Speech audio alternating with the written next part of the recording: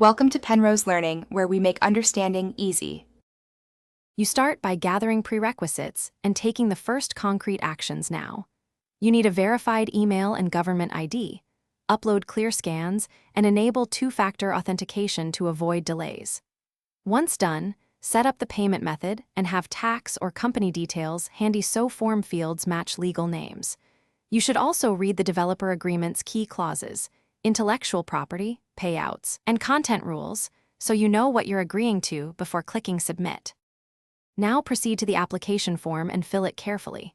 You'll enter legal names, tax identifiers, and contact info. Mismatches cause rejections, so copy exactly from documents.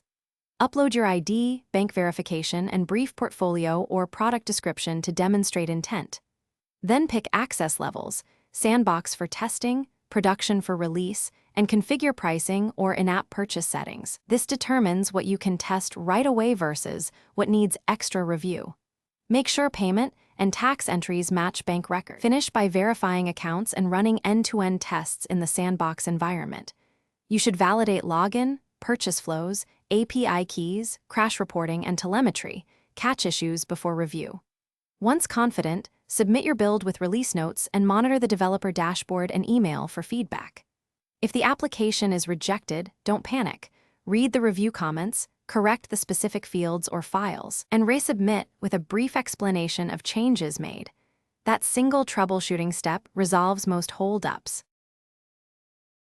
Thanks for watching. If this was helpful, leave a like and consider subscribing. See you next time.